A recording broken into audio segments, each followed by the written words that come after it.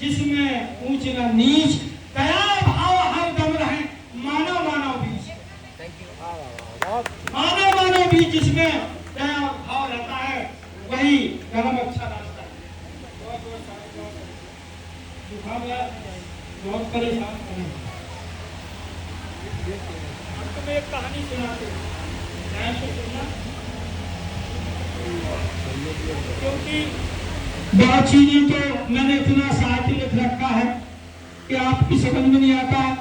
पहली बात, दो चार बातें सभी बुद्धिजीवी सुनते जाए और समझते जाए, इसके बाद अगर दृष्टांत कहेंगे दो तीन और समापन करेंगे। यह संसार काल कारण पर निर्भर है, ध्यान रखो। यह संसार काल कारण पर निर्भर है। संसार को कोई बनाने वाला एक मालिक नहीं है। बंधुओं, संसार को बनाने वाला कोई एक मालिक नहीं है। मनुष्य के अंदर भी कोई, मनुष्य के अंदर भी कोई चार तत्वों में से एक भी तत्व चला जाता तो मनुष्य जीवित नहीं रहता है। वो भी भौतिक तत्वों से है। इसीलिए मैं कह रहा हूं कि संसार का कोई एक मालिक नहीं है। ये संसार भौतिक तत्वों से चल रहा है। आप भी भौतिक तत्वों से चल रहे हैं। कोई एक चीज से, न पानी से, न केवल हवा से, न केवल भोजन से, न केवल अग्नि से और न केवल पृथ्वी से। ये सारे तत्वों का मिश्रण है, तभी हमारा जीवन चल रहा है। इसीलिए मैंने कहा कि कोई एक मालिक नहीं है संसार को संचालित करने वाला। इसमें भी भौतिक तत्वों के मेल से एक एक बात आपको समझाते जाएंगे। आप सोच रहे होंगे कोई एक मालिक है, हम उस पर आधारित हो जाए, ये आपकी अज्ञानता और भूल है। कभी भी नहीं होता। बहुत सी चीजों के मेल से हर चीज चलती है। बहुत से एक में दूसरी चीज मिश्रण कर दो, तीसरी चीज बन जाती है। इसीलिए इसको क्या कहा है, कार और कारा। क्या कारण, इसमें ये मिला दिया तो ये गड़बड़ हो गया, ये ना मिलाते, दो चीजें रखते तो सही था। अब तीसरा था, उन्होंने कहा घी भी बहुत अच्छा होता है, आदमी को पालता है, और आदमी को मधु यानी शहद वो भी मनुष्य को पालता है। लेकिन दोनों का मिश्रण कर दो तो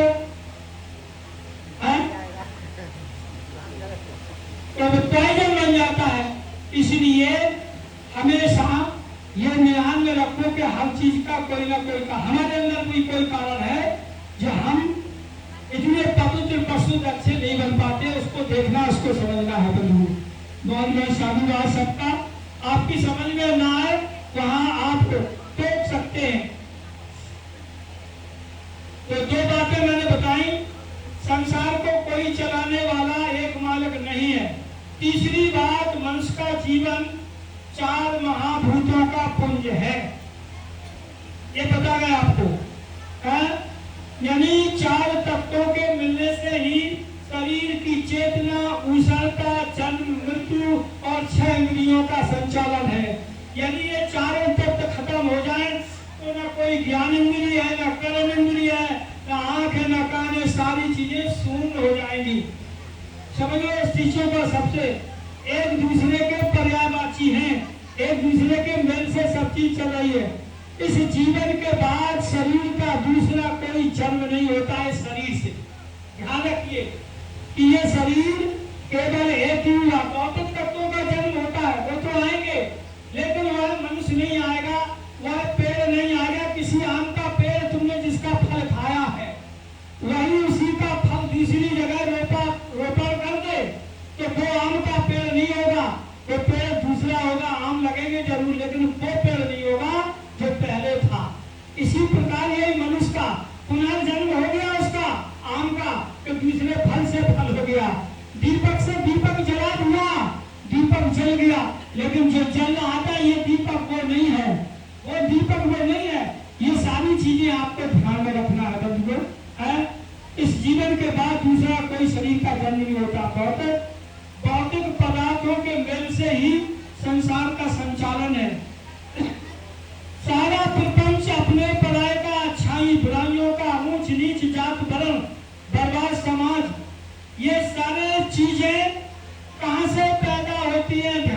देखिए, मूल बात, कोई भी मनुष्य किसी जाति में जन्म नहीं लेता है।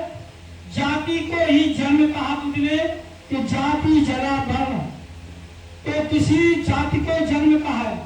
किसी मनुष्य का जन्म होता है तो बंधुए किसी जाति में नहीं होता है। उस बच्चे का जन्म हुआ, आप अमेरिका कर दो वो अमेरिकन बन जाएगा, चाइना में कर दो चाइना में बन जाएगा, और आपके घर परिवार में रहा तो जो आप है वही उसको बना लेंगे। नहीं, तो मनुष्य के संस्कारों से मनुष्य अच्छा बनता है। तो अब हम दुखी क्यों नहीं होते? इसलिए नहीं होते कि जहां हर जगह संस्कारों का अभाव है, महिलाओं में, बच्चों में, बेटियों में, और हम इनको दोषी ठहराएं तो हम स्वयं गलत हों। क्योंकि जब उनका अच्छे संस्कार मिल ही नहीं रहे तो दोष क्या है मनुष्य का? जो संस्कार मिल रहे हैं, जहाँ ईसाइयत के मिल रहा है वहां उसको स्वीकार करता है, जहाँ वो अहूदियत के मिल रहा है वहां, जहाँ मुस्लिम मिल रहा है वहां मुस्लिम तैयार हो जाता है, जहाँ सिख के मिल रहा है वहां सिख तैयार हो जाता है, जहाँ हिंदुत्व के मिल रहा है वो वहां तैयार हो जाता, जहाँ बौद्धों के मिल रहा है वो वहां तैयार। जैसे सुमात्रा जावा लंका इंडोनेशिया खा लेंगे तो जमीन यहाँ पर, यहाँ दूसरे नहीं मिलेंगे, यहाँ बौद्ध के संस्कार मिलेंगे। तो मनुष्य संस्कारों से सुसंस्कारित बनता है। ध्यान रखिए, संस्कारों से ही। अब हम देखिए, माता बहनों के बीच में एक बात कह रही, क्योंकि आज मेरे कान में एक बात आई थी, इस बच्चे का आज बर्थडे है, जन्म कब है? कब है बच्चे का? भाई इस बच्चे का बर्थडे है, ये कल हो गया वो बच्चे का, और बच्चे का बर्थडे 4 महीने 5 हो गए। हाँ, तो वो बर्थडे कौन सा तारीख और दिन मतलब पूछ रहे हैं।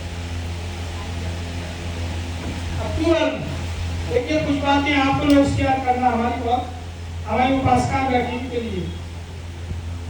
आप लोगों से कहते होंगे पुरुष भी सुनेंगे, आप अपने बच्चे बच्ची का बर्थडे बनाती नहीं बनाती? आप उठा, सभी लोग बनाते हैं। आप लोग बनाते हैं, हाथ उठा। सब पुरुष मनाते हैं सबकी तरफ से। मैं एक बात कर रहा हूं आपसे, क्योंकि हमारे यहाँ, मैं ये नहीं कहता मेरी बात स्वीकार करो, ये बिल्कुल भूल जाओ। मैं ये कहता हूं कि आपकी बुद्धि की कसौटी पर विज्ञान की तरीके से मानव कल्याण के लिए मेरी बात या अम्बेडकर की बात या बुद्ध का मार्ग अगर सही उतरता है तो आप मानो, और समझ में नहीं आता तो आप मत मानिए। जरूरी नहीं है कि हमारी बात आप पहले सुने, गुने, समझे, प्रैक्टिकल करें। सही है तो मानो। तो मैंने अभी एक बात पूछी कि आप अपने बच्चे बच्चियों का जन्मदिन बनाते हैं, आपको किसी को भी पता नहीं है कि मेरा बच्चे और बच्ची का जन्मदिन, बिल्कुल झूठा बनाते हैं। पता है कब हुआ?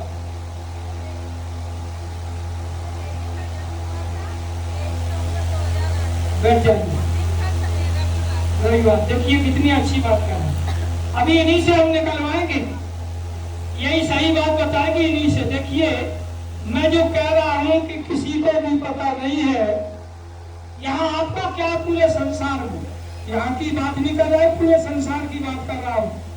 किसी को भी पता नहीं है कि मेरे बच्चा या बच्ची का जन्म कब हुआ। अनोखा लग रहा होगा, और आपके साथ में प्रैक्टिकल करता हूँ।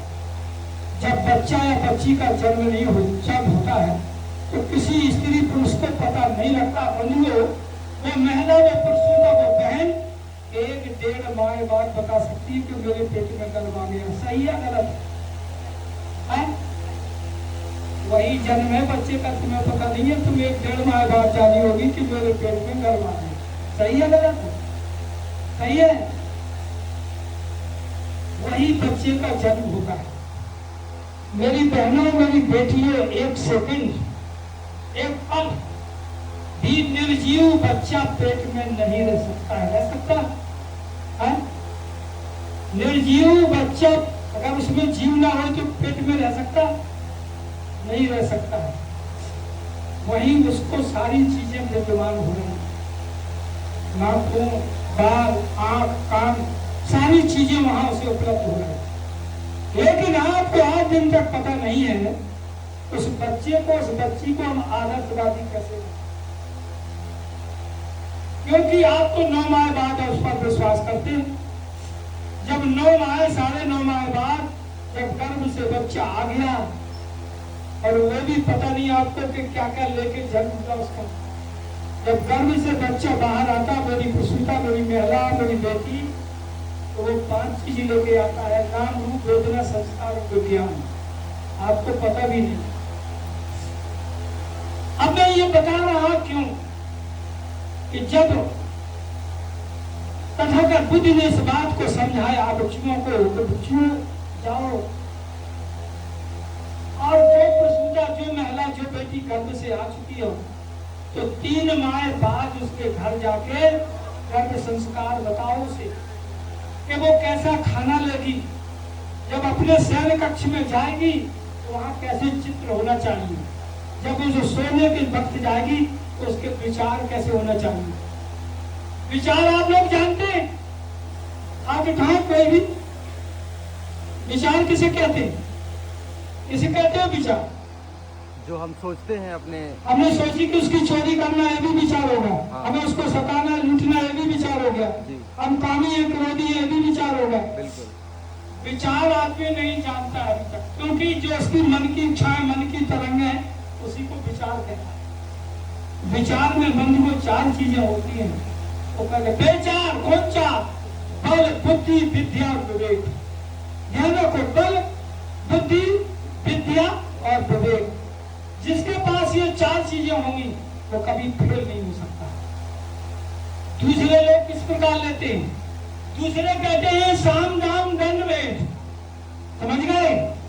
दूसरे कहते हैं साम दाम दंड भेद, लेकिन बुद्ध अम्बेडकर का सिद्धांत कहता है कि बल, बुद्धि, विद्या और विवेक, ये 4 चीजें मनुष्य के पास होंगी तो वो फेल नहीं हो सकता है, कभी नहीं हो सकता है। तो जब वो महिला, वो प्रसूता, वो बेटी गर्भ से हुई तो 3 माह बाद गर्भ संस्कार होना चाहिए। और जब गर्भ संस्कार होगा, जब 9 माह बाद बच्चा आगे बढ़ता जाएगा, आदर्शवादी बनेगा, तो दूसरी महिलाएं अपने आप उस रास्ते को अपनाएंगी। इनके बच्चे को अच्छे सील और सिद्धांत मिले हैं, इनका बच्चा, इनकी बेटी बहुत ज्ञानवान है, बहुत आगे है। क्योंकि ये गर्भ में संस्कार मिलना चाहिए। मैं किस कर्म से सोए, कितना वजन उठाए, उसके ध्यान में कैसा होना चाहिए, क्या भोजन करे, 6 माह बाद कैसा भोजन हो, और जब प्रसव समय नजदीक आए, बच्चा होने का समय नजदीक आया, तो उसे कैसा भोजन लेना चाहिए, ये अभी तक लोगों को ज्ञान नहीं है। इसलिए हम लोगों को दोषी भी नहीं ठहराते कि आपको जब कहीं आपके कानों में शीशा पिघला के डाल दिया जाता, आप अच्छे संस्कारों को, अच्छी किताबों को नहीं पढ़ सकते थे, आपके ऊपर ऐसा प्रतिबंध लगा था, तो इसलिए हम आपको दोषी भी नहीं ठहराते कि आपने उन चीजों को नहीं समझ पाया। लेकिन जिन महापुरुषों ने आके समता, बंधुता, एकता, अखंडता, आदर्शता, नैतिकता, सदाचार पैदा कर दिया है, अब तो आपको हर मोड़ पर हर चीज की व्यवस्था मिल रही। अब तो हम अच्छे बन जाए। तो ये जब 9 माह के बाद, आप ध्यान से सुनो, ये आपको ज्ञान हो गया बेटी कि हम नहीं जानते कि बच्चे का जन्म कब हुआ, किसी को भी पता नहीं है। हम 1-1.5 माह बाद बता पाए कि मेरे पेट में गर्भ आ गया। बस वही बच्चे का लालन पालन सही होना चाहिए। कैसे उस बेटी को संस्कार मिले, उसका पति कैसा व्यवहार करे, सास, ससुर, जेठ या घर में लोग कैसे व्यवहार करें, ताकि वो बच्ची आदर्शवादी बने, अच्छे रास्ते पर हो, उसके विचार अच्छे हो। देखिए, आप जानते हैं कि जब जमीन को अच्छा बनाया जाएगा, उसमें अच्छी उर्वरक दी जाएगी, अच्छा मॉइस्चर मिलेगा, तो फसल अच्छी होगी नहीं है? ये तो आप जानते हैं। तो यही इसमें है कि जब उस बच्चे को, उस बहन को, उस बेटी को, मेरी बेटी हो, जब अच्छे संस्कार मिलेंगे तो निश्चय ही अच्छी संतान पैदा करेगी। और अच्छी संतान के लिए मैं फिर और आपको बताता हूँ। जब 9 माह बाद बच्चा बाहर आया तो मैंने कहा नाम रूप वेदना संस्कार विज्ञान सारी चीजें समझा करना। जब रूप बाहर आ गया तो उसका नाम होना चाहिए, नाम रूप। यानी पहले किसका नाम होता, जब रूप बाहर आया, बच्चा आ गया, बच्ची आ गई तो रूप हो गया, तो नाम रूप, उसका रूप का नाम होना चाहिए। वेदना संस्कार, वेदना क्या है, हम आपको एक एक बात समझाते बहन बेटियों को।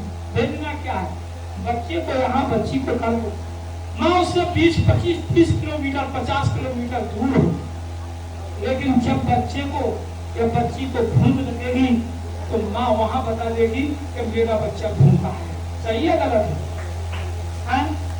सही है। इसी को कहते हैं वेदना। उसकी वेदना हो रही है क्योंकि पहले उसे भोजन माँ के नाभि से मिलता था, अब नाभि से उसको अलग कर दिया गया है, अब उसे माँ के हृदय से जोड़ दिया गया है, तो वो माँ के हृदय से भोजन लेता है। इसलिए जब बच्चे के वेदना होगी तो वो वेदना तरंगों के माध्यम से माँ को वहां अवगत करा देगी कि मेरा बच्चा भूखा है। सही है गलत?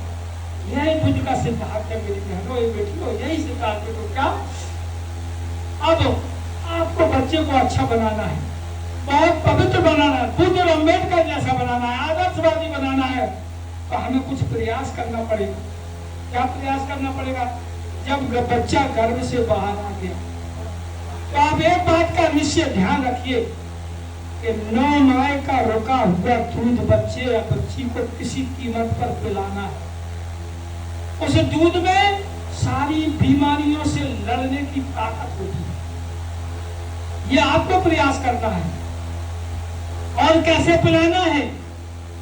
रात के उठ के कम से कम 2 बार, बैठ के या लेटे लेटे नहीं, बैठ के पिलाना है। लेटे लेटे पिलाओगी तो उसके कान में खराबी हो सकती है, इसलिए उसको बैठ के रात के 2 या 3 बार दूध पिलाना है। क्यों? क्योंकि बच्चे को हमें जागृत अवस्था में करना है। मनुष्य की नींद जितने बार रात को खुलने लगी, वो चाहे क्या बजे सोए, इतने टाइम वो जाग जाएगा, फिर भले ही सो जाए। यही बच्चे को तो या बच्ची को तुम आदर्शवादी जागृत अवस्था में करना चाहते हो तो रात के 3 बार बच्चे को तो या बच्ची को दूध पिलाना है। और जब आप बच्ची को या बच्चे को दिन में दूध पिलाएं तो उससे जब बातें आप करेंगी, ऐसे बातें करेंगी कि बच्चा आपके चेहरे की तरफ देखेगा। और ये गौर करते रहनी बहनों कि आपके चेहरे की तरफ देखेगा ही नहीं, इतना मकबूल हो जाएगा आपकी बातों में कि दूध पीना बंद कर देगा और आपकी बातें सुनने लगेगा। और जब आप बात बंद कर देंगी, ध्यान रखना, तो फिर वो दूध पीने लगेगा।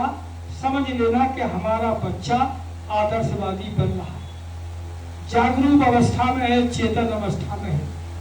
क्यों? आपने जैसी बोलना बंद कर दिया तैसे उसने दूध पीना तो शुरू कर दिया।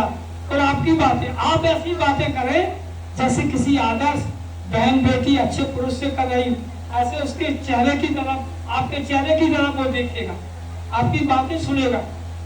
और दूध पिलाने के बाद जब आप लेटाने जाएं तो बढ़िया लेके धागा में, जहाँ बच्चा लेटा हो, पालना में, चाहे पाई पे कहीं भी, एक बढ़िया खिलौने उस धागे में टांगे उसके सामने, ताकि वो उसको पकड़ने का प्रयास करे, उछाल मारे, कूदे, प्रसन्नता पैदा करे, एक चित्त से उसे खिलौने को देखे, ताकि जब बड़ा होगा, स्कूल जाएगा तो एकाग्रचित उसका होने लगेगा। क्योंकि पहले ही से वो एकाग्रचित उसकी उसमें वो उसकी भावना बन गई है, उसमें ऐसे संस्कार पैदा हो गए हैं कि वो देखेगा ये काम आपको करना है। और ध्यान रहे, जब बच्चा रोता हो, चुप ना रहा हो, तो माँ अपने बच्चे को थप्पड़ मार देती है। किसी को दे दिया, ससुर को दे दिया, देवर जेठ सास को दे दिया, या अपने हस्बैंड को दे दिया, फिर भी वो नहीं चुप रहा। ये समझ लेना कि बच्चे के हृदय में जलन हो रही है, क्योंकि बच्चा आपके हृदय से लगा है। तो माँ को तुरंत बच्चे को अपने हृदय से लगा देना चाहिए, या तो वो शांत हो जाएगा, सो जाएगा, या दूध पीने लगेगा।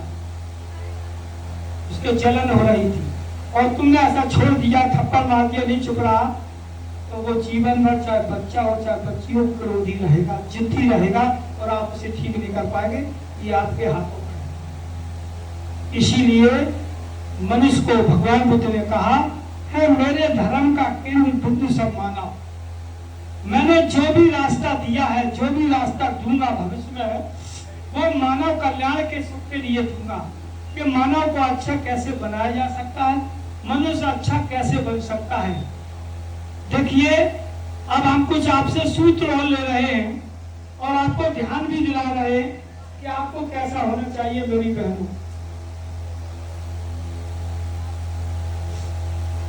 मेरी तरफ ज्यादा ध्यान दो। एक बार थोड़ा पानी से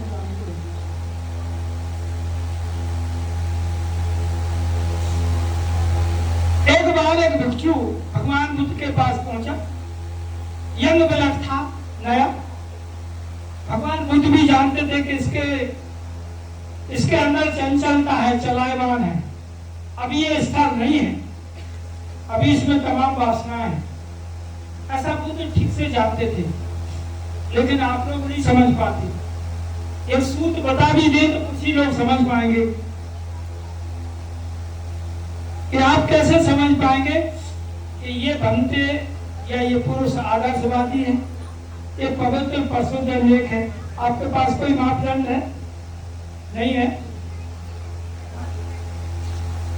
इतनी बात में मापदंड बताता हूँ, ध्यान नहीं रहता आपको। बताया थी भी, मैं शायद ना बताया। 3 चीजों पर लिखी जाती है, शील समाधि प्रज्ञा। इसी से पूछा है क्यों लिखी जाती है। हर बातों के मूल में कारण सच्चा देख और फिर कारण संसार में पत्ता हिलेगा नहीं। बुद्ध ने कोई भी इतनी सी बात बिना हेतु के, बिना कारण के, बिना वजह नहीं कही है। तब भी उसमें लिखा जाता है शील समाधि प्रज्ञा। सारे लोग पढ़ते लेकिन पता नहीं इसका अर्थ क्या है। उन्होंने लिख दिया इसलिए मैंने भी लिख दिया। ऐसा ही तो है नहीं, पता नहीं है। देखिए बंधुओं, जो व्यक्ति चाहे भक्त हो चाहे व्यक्ति भक्त हो, जो शील का पालन करता होगा उसकी तृष्णा अवरुद्ध होने लगेगी। ध्यान रखिए, कुछ बता रहा हूं। जो शील का पालन करता होगा उसकी तृष्णा अवरुद्ध होने लगेगी, रुकावट आने लगेगी। और जो समाधि में होता होगा वो बिल्कुल दुर्बल हो जाएगा। समाधि में जो बैठा होगा, ध्यान करता होगा, समाधिष्ठ होगा, तो उसकी तृष्णा बिल्कुल समाप्त, दुर्बल हो जाएगी। कहाँ पैसा बढ़ता है, कहाँ क्या है, कहाँ बड़ा सम्मान है, कोई मतलब नहीं। जहाँ लोग मेरी बात सुन रहे, अच्छा समझ रहे, बस कोई उसे आनंद नहीं, परम आनंद उसे मिल रहा। और शील समाधि प्रज्ञा, जिसकी प्रज्ञा जागृत हो गई, जो सारे कारण के दुख चक्र वो समझ सके कि दुख चक्र कैसे खड़ा होता है, तो शक चक्र कैसे बनता है, भाव चक्र क्या है, काल चक्र क्या है, दुख चक्र क्या है, संसार चक्र क्या है, और चक्र से हम कैसे बच सकते हैं। जब उसने जान लिया तो उसको कहते हैं प्रज्ञावान, यानी जड़ के मूल तक पहुंचा। उसकी तृष्णा जड़ मूल से खत्म हो जाती है जब वो प्रज्ञावान हो जाता है। तो आगे फिर बताएंगे, आगे और इसमें जो तुम्हें समझाएंगे।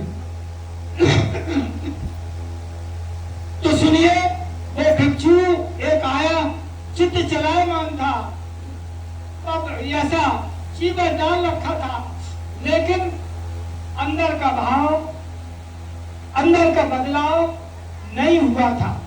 ऊपर का तो बदलाव हो गया, लेकिन बदलना चाहिए अंतःकरण। और जब तक हमारा अंतःकरण नहीं बदला है तो मेरी बहनों इसके बदलने से क्या हो जाएगा, ये तो आप भी ओढ़ लो। क्यों?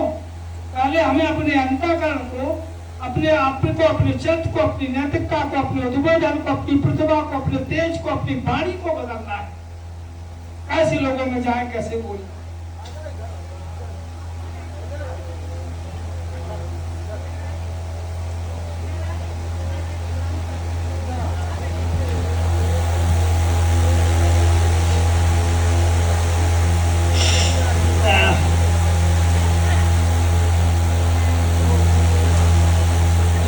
मजा नहीं आ रहा, लेकिन बोल रहा है ज्यादा है। तो सुनिए कि वो भिक्षु था, भगवान बुद्ध के पास पहुंचा और बोला, भगवान मेरे भोजन की व्यवस्था करो कहीं। उन्होंने कहा अच्छा ठीक है, आप जाइए इस रास्ते से, वहां प्रकृति नाम की, पता कर लेना, एक महिला है, वहां आपको उसके घर में, उसके परिवार में आपको भोजन मिलेगा। और जहां भगवान बुद्ध ने उसको पूरा अड्डा पता दे दिया, और जाओ इधर से, वहां जाकर आपको भोजन मिलेगा। तो वहां से चल पड़ा। लेकिन मेरे बंधुओं, मेरी बहनों, उसके मन में, क्यों मैंने कहा वो रागी था, राग शांत नहीं हुआ था, वासनाएं शांत नहीं हुई। तो वो अपने मन में विचार कर रहा है कि जहां हम भोजन करने जा रहे हैं, यदि भोजन में ये सामान मिले तो मजा आ जाए। ऐसा उसके मन में चला। तो जब वो वहां पहुंचा भोजन के लिए, तो जो उसने कल्पना कर रखी थी उसके सामने वही भोजन आ गया। बड़ा प्रसन्न हुआ, अरे यहाँ पे ये भोजन में। खाने के बाद चला गया। दूसरे दिन फिर तथागत खुद से कहा कि भगवान आज के भोजन के लिए क्या व्यवस्था होगी। बोले हमने वहां कह रखा, जब तक तुम यहाँ रुकोगे आपको भोजन वहां मिलेगा। तो फिर वो दूसरे दिन गया। फिर उसने अपने मन में कल्पना की, ये चाह कि आज ये अमुक भोजन मिले, तो फिर क्या पूछना है।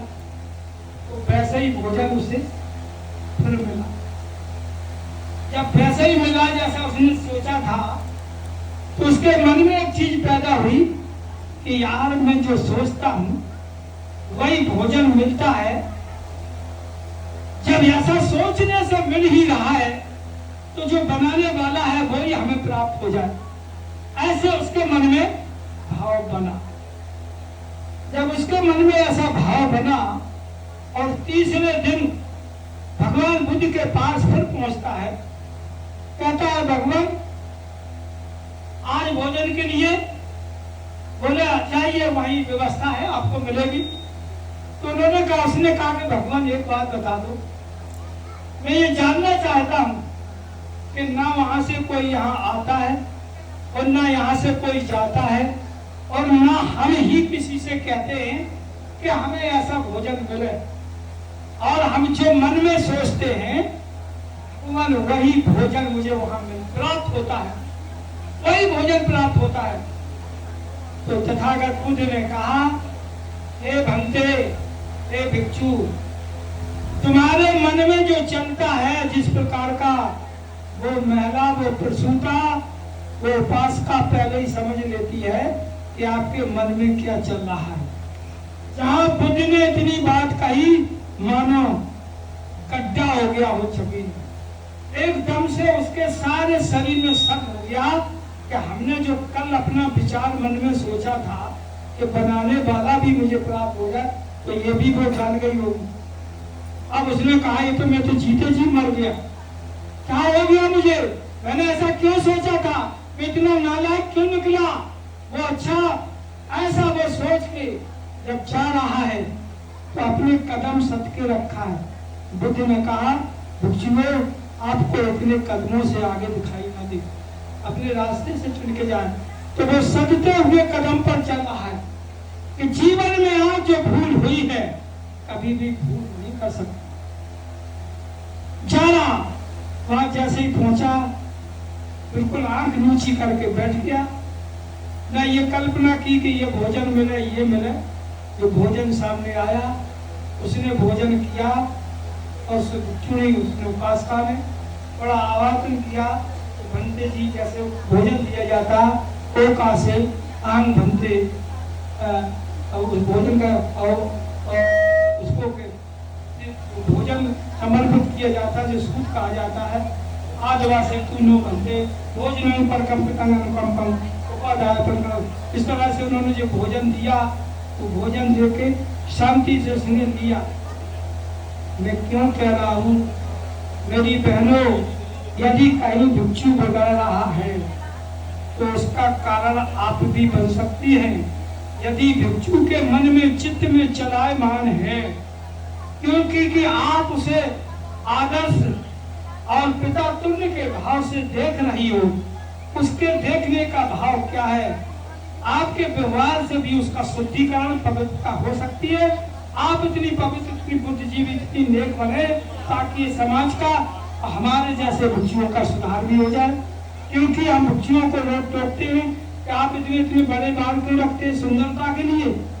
ये सुंदरता ही का को हटाने के लिए बाल समाप्त किए बुद्ध ने। किसी महिला के बाल हटा दो, इतनी सुंदर दिखेगी।